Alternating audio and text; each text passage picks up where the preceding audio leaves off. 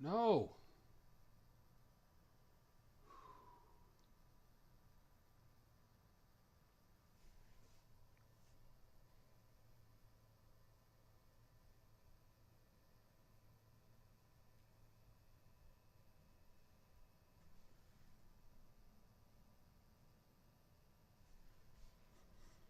All right.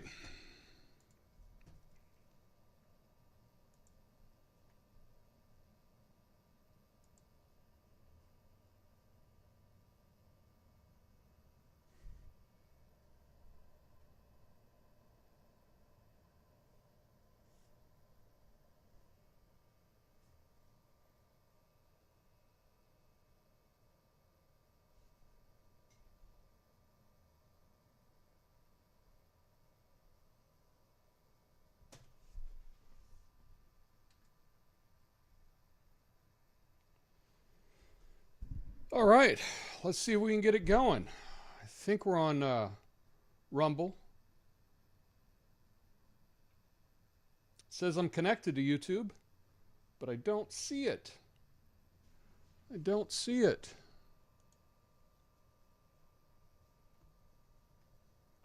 Live. It says oh. I don't understand. I just don't understand. I guess we're live on YouTube with the wrong thumbnail. Live on YouTube with the wrong thumbnail. Okay. All right. Well, let's get to it, shall we?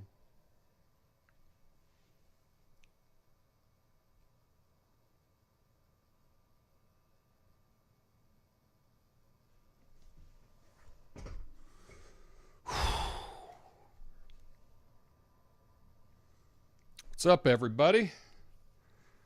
We'll try this again. We'll try it again. Spinning coffee cup and yeah. Let's see if it actually works, shall we? We'll see if it actually works.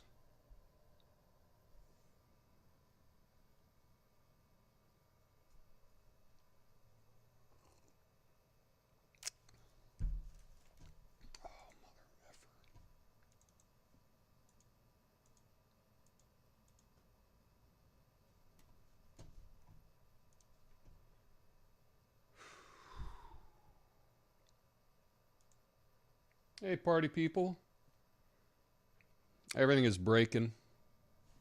Everything's breaking. So we'll keep trying. We'll keep trying, okay?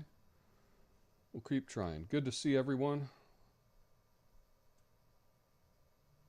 Of course it's not. Anyway, let's do it. I got something interesting to talk about today, and we're talking about Alberta's independence movement. You may not have heard about this, but I think it's a sign. It's a big sign. So I've written a little thing to talk about it. So okay. That seems to be working. That seems to be working. And that seems to be working. So I guess... without any music, let's get into it. So it's this one. Nope, that one. Here we go. Here we go.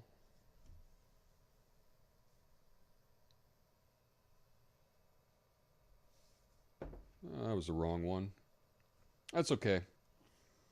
That's okay. Give me just a second to see that I'm here. Here we go. And I got to move over because I can't seem to set up anything right. Yeah, but what are we going to do? It's a Monday. Anyway, something very interesting is happening in Alberta right now.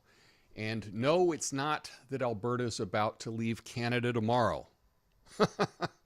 Declare a new flag and start printing its own money on a laser printer behind a Tim Hortons. No. That's the lazy version of this story. That's the one you're going to hear elsewhere. This story is quieter and it's more unsettling. People are lining up for hours, not to riot, not to protest, not to chant, but to sign a petition calmly, patiently, in winter, just to ask a question the system would rather they not ask. And that tells you something, because people don't do that when they're emotional. They do that when they've become resigned. Listen to the language. Okay? We're not heard. Federal overreach. I want a better future for my kids. That's not revolutionary talk. That's what people sound like when they've stopped believing reform actually works. Now, the polls say most Albertans don't want to separate, and that's true. But about 1 in 5 do, and that number isn't shrinking. It's younger, it's more urban, and it's stable.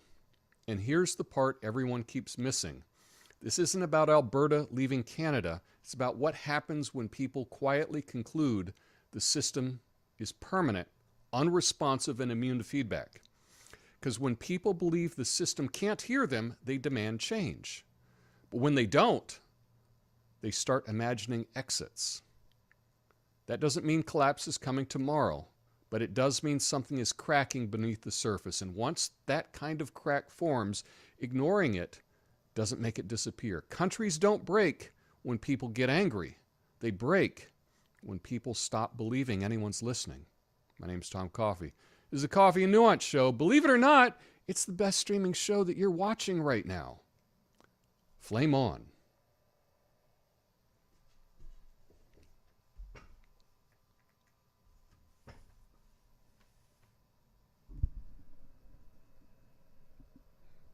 Okay, let's see, get another camera. Here we go. This camera's good here. We're talking about Alberta's independence movement, and I'm going to try something that I haven't tried before. But let's try this. Oh, we got to turn this off. That would be here. There we go. Look at that. Look at that. So I made a little slide deck here on things to get, but let's get to this story slowly. Let's just slow it down. What we're really talking about here, it's not a cheer, it's not a condemnation. There's Alberta leaves tomorrow. That is not the story, okay? And if you hear that anywhere, they're wrong. That's not what we're talking about. What we're talking about is this is about people lining up. And headlines miss the signal, okay? If you only look at the headline, you totally miss the story, okay? Here's what actually happens. Here's what's actually happening on the ground. Now, why can't I get, there we go. There we go. How about that?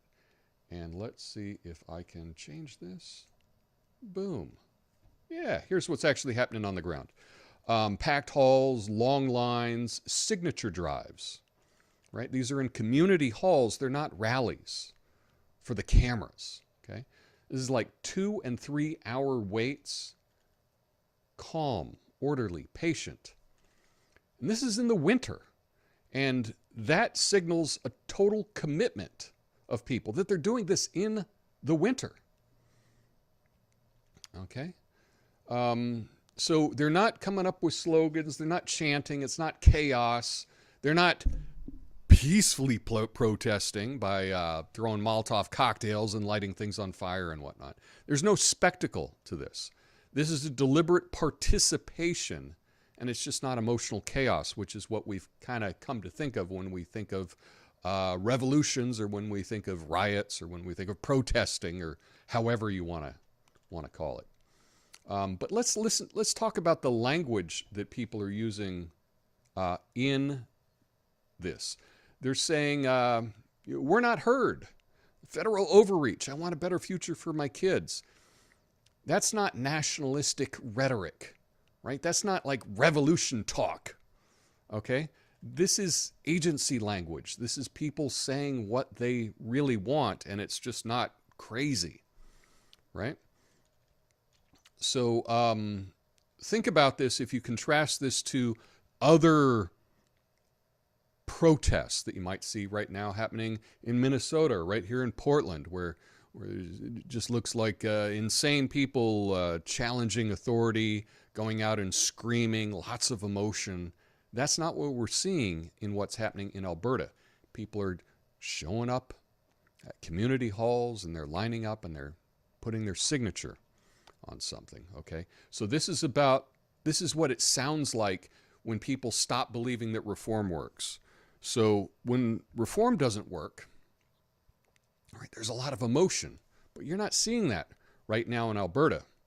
People are just like, no, this is what we want. We want to be heard, okay? Now the numbers. Don't you love this little graph? It's very simple. It's just 1 in 5 Albertans support this. The majority still want to stay in Canada.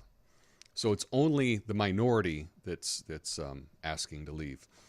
But the support is not who you think. If you were to think, hey, in Alberta, who are the people behind a let's leave independence movement? You think like just kind of like boomers, like older middle-aged dudes, right? That's not who this is. There's a lot of young people, a big young demographic that is pro-independence. So this is not what you might expect.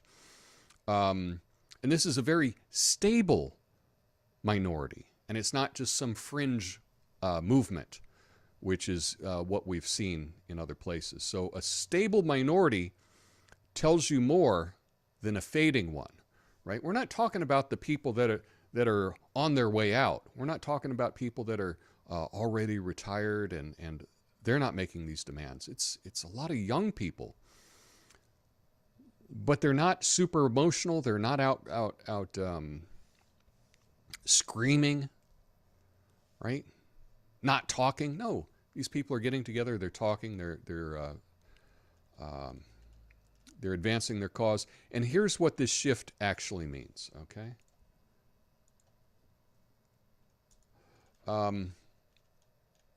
Instead of trying to fix the system, which is what you see a lot in protests. Hey, we want to fix things, right? That's the thing. Let's fix it. Let's fix it. No.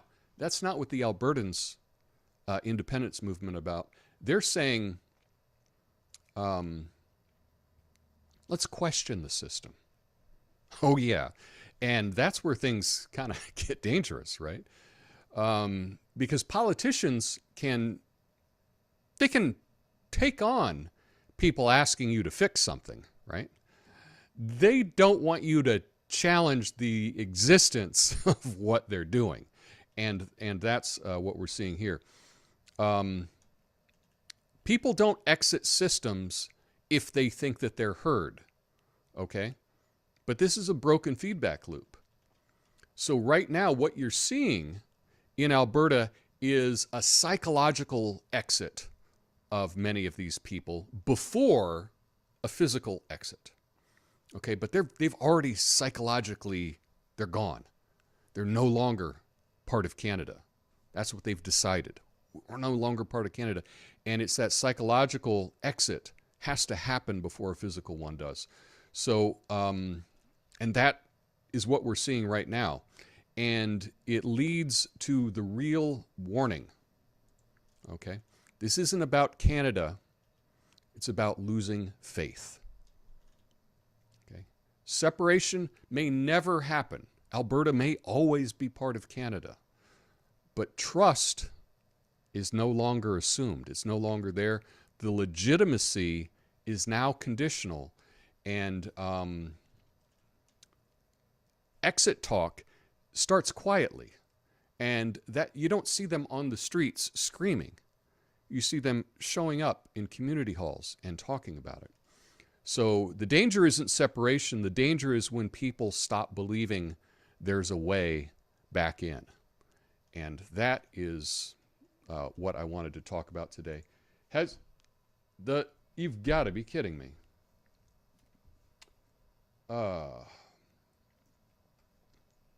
Gotta be kidding me. Okay, so apparently that camera went out. Because why not, right? Why not? I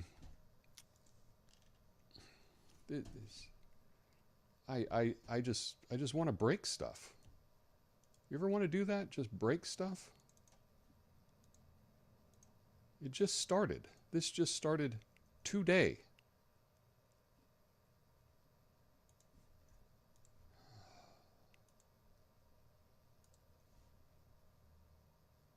What can it run for what, 5 minutes and then it's got a break? Yeah. Anyway, I got a lot from this article. This is Global News. This is a Canadian paper here, but this a synopsis is big turnouts. These events are drawing hundreds of people, and they're talking about the future of Alberta, and they're doing so in a nice, peaceful, calm manner.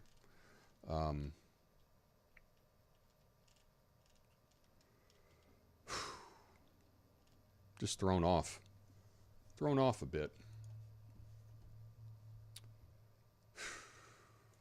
Yeah. Okay. Anyway, we got a couple other stories to get to, and let's just see. It looks like I am live. And why can't I seem to be frozen better now? Okay. Anyway, we got a couple people watching on YouTube. I think we got a couple people on Rumble, but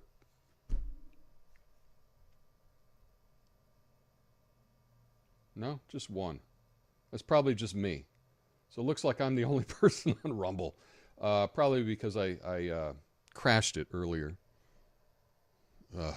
Anyway, we got a number of stories that we're going to roll through just to give you the news of the day. So let's just start with this one. I think this is a fun one. So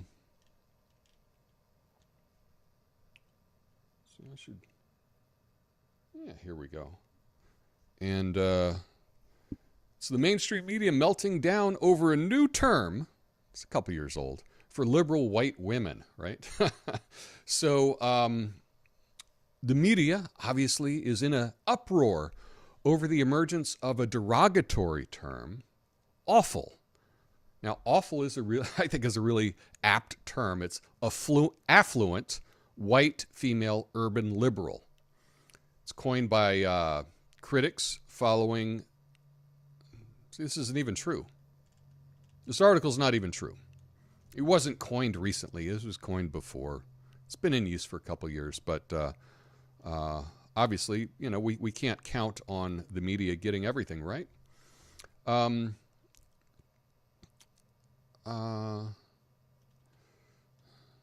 But the critics of people using this term claim the term's usage highlights deeper societal anxieties.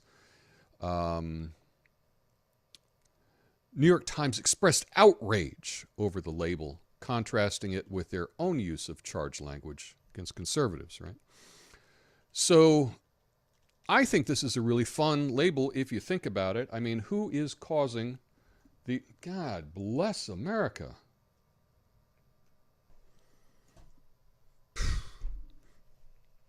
I have to figure out something else, right?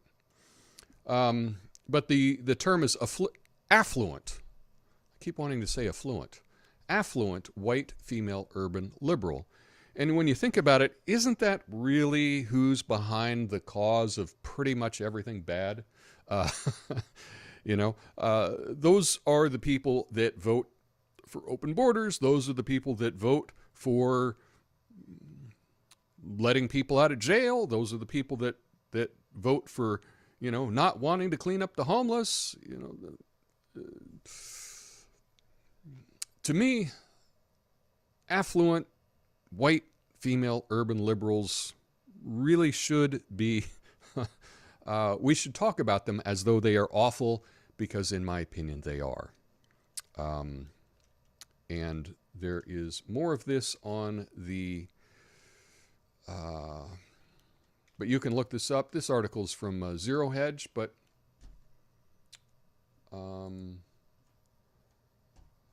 obviously, I can't keep the camera on for that side.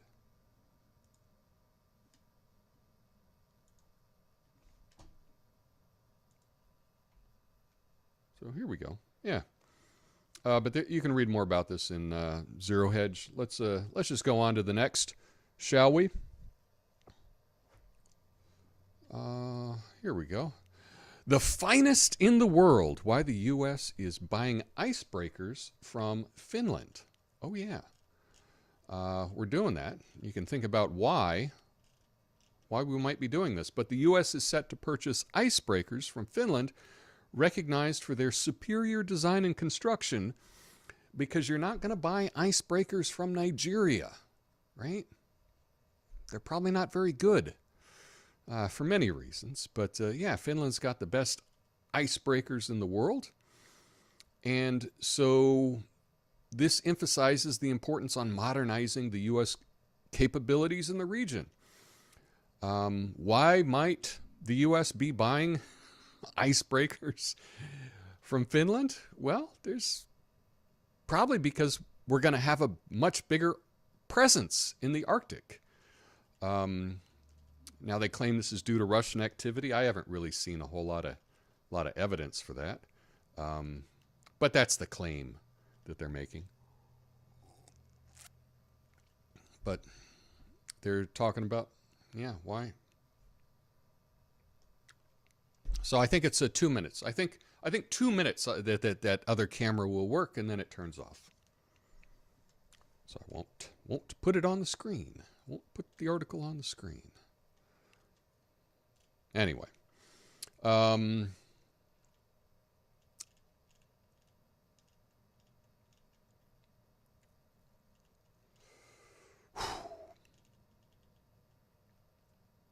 here's a hot take. Why doesn't the U.S.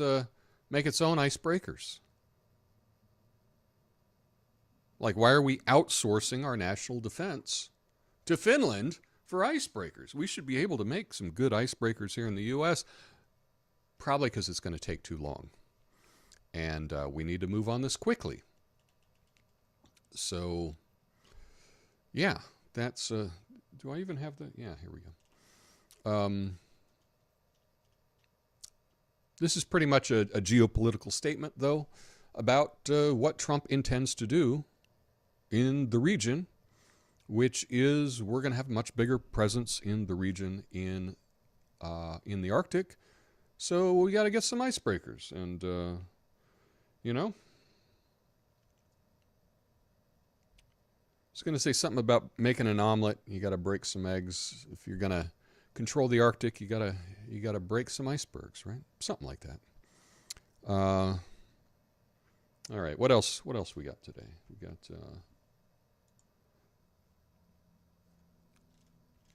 oh, it doesn't even matter. I can't even show you that. That camera doesn't work. Anyway, now what we're talking about is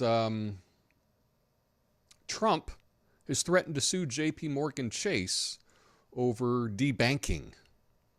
And I saw this from The Hill.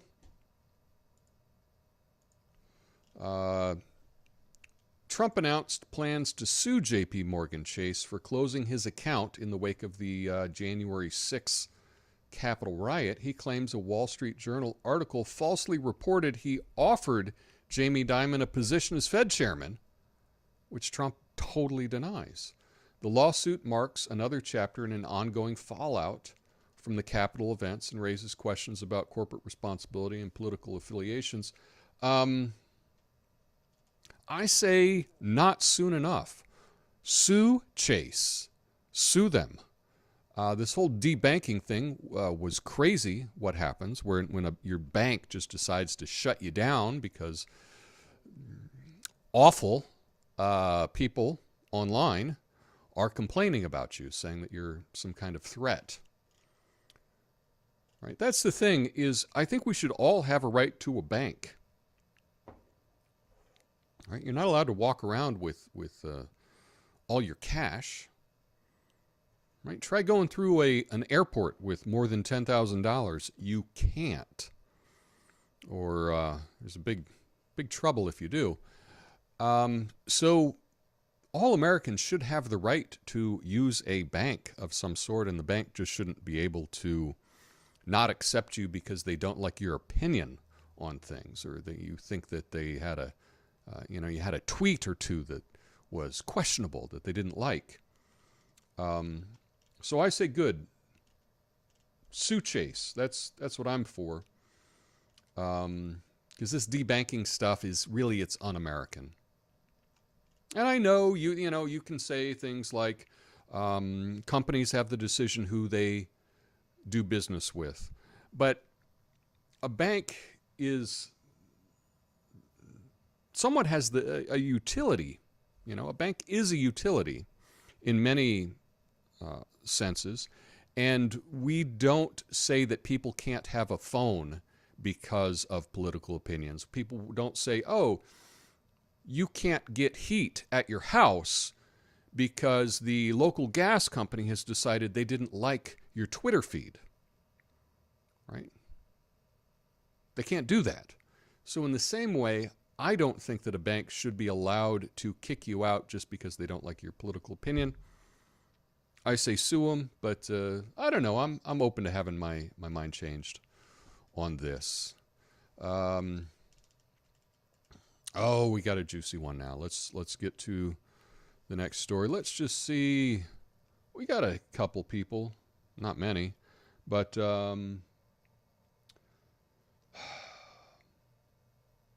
yeah. But I'll go through all your comments here in just a couple of minutes. But right now, let's get to the next second to last article. Yeah, why would that stay on? And this is about Iran, and their president blames the U.S. for its nation's crisis, threatens all-out war over any more moves against Khamenei. I don't even know how to say his name. But Iran's president, Masoud Pezeshkian, has accused the U.S. of exacerbating the nation's crises through severe sanctions. He issued a very strong warning that any threat to the supreme leader would be viewed as an act of war against Iran.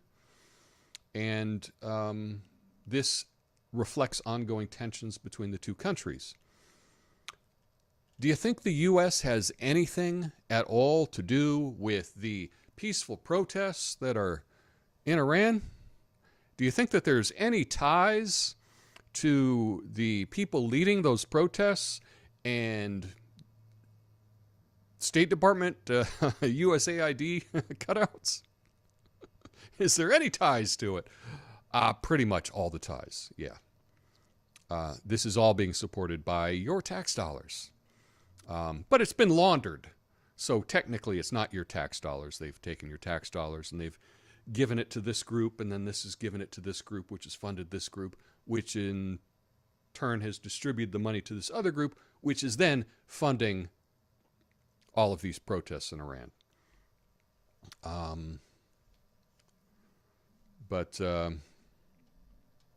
So in my humble opinion, the U.S. is totally to blame for this crisis. It doesn't mean that I am on anyone's side at all.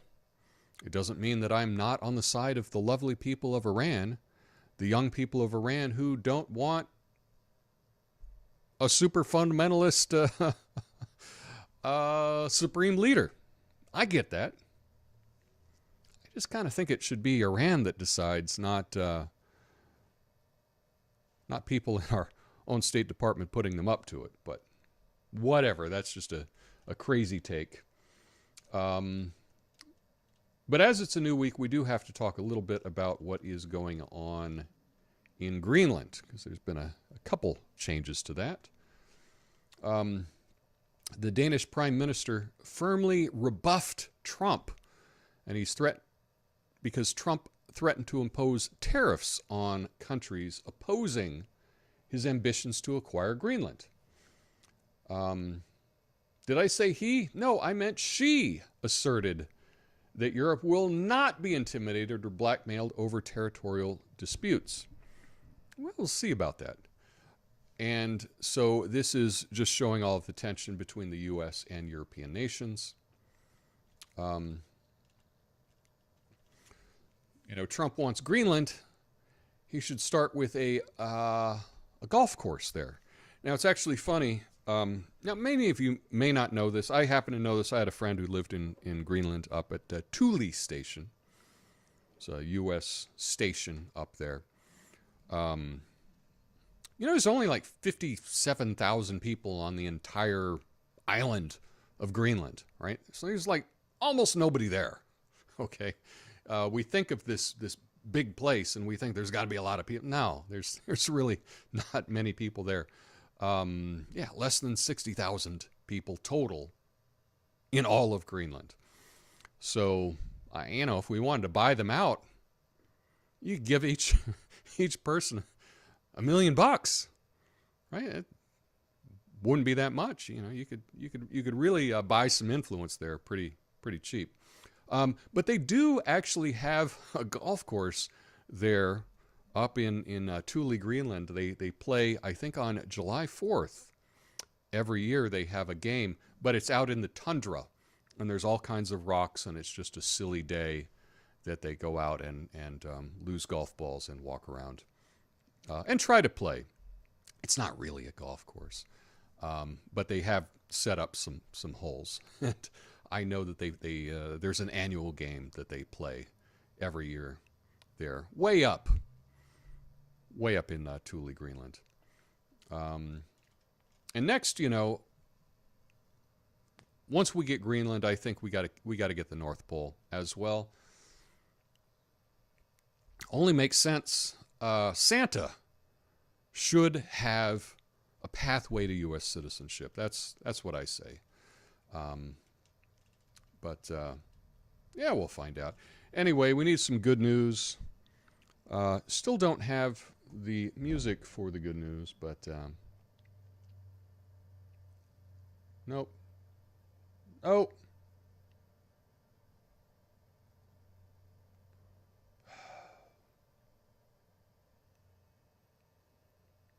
But we'll get to some good news right now.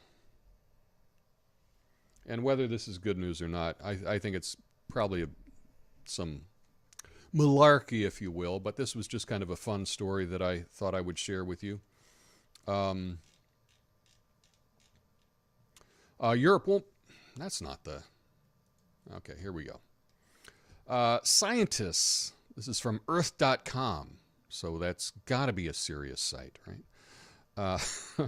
Scientists find an interstellar tunnel that connects our solar system to other stars. And they say this is a groundbreaking study, reveals that astronomers have discovered an interstellar tunnel. It's a cosmic channel that connects our solar system to distant solar systems. And they say this could revolutionize our understanding of space travel. What exactly is an interstellar tunnel? How was it discovered?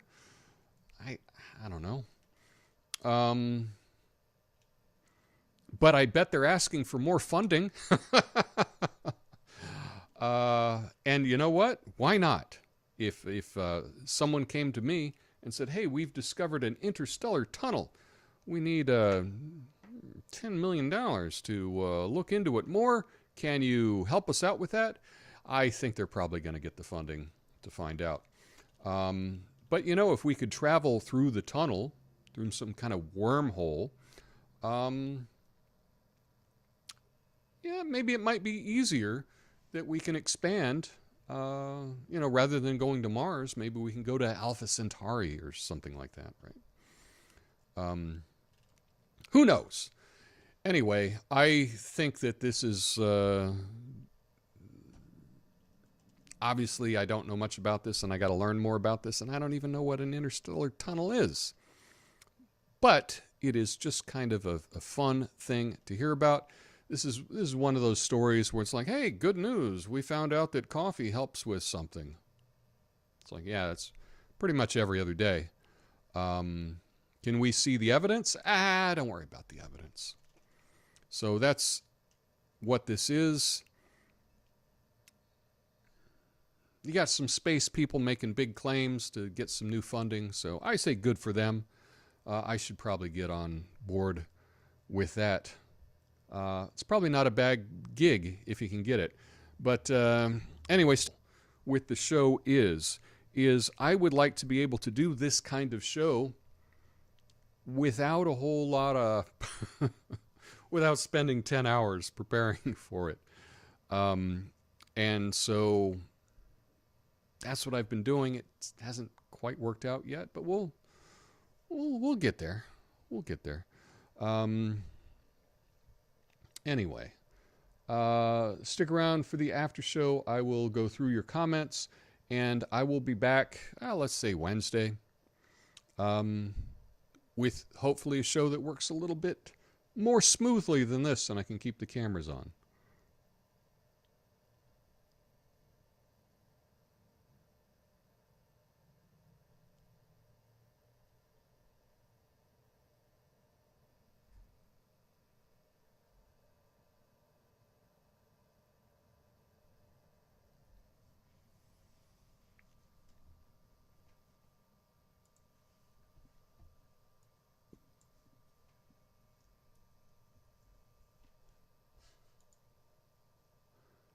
Okay, let me pop out the chat here. Hey everybody.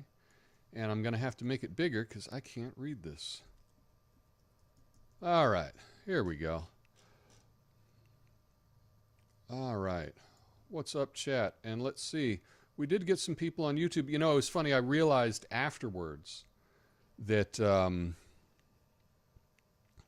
Friday it went out to YouTube, but not to Rumble. You know what? Rumble, and I'll have to check, and maybe the same thing happened today. I had it set for private on Rumble, and I may have done that again. Hey, what's up, dog? Chakachui. Rainer Zufall, what's up? Buying Finnish icebreakers and giving them 10% tariff at the same time.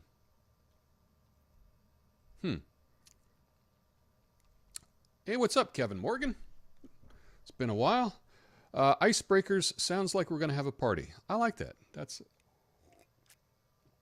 good. Yeah, Rainers, it's true. The U.S. probably does not have the capability to build icebreakers right now, but you would think that Trump would come up with some kind of plan to bring, maybe he can bring icebreaker technology and manufacturing to the U.S.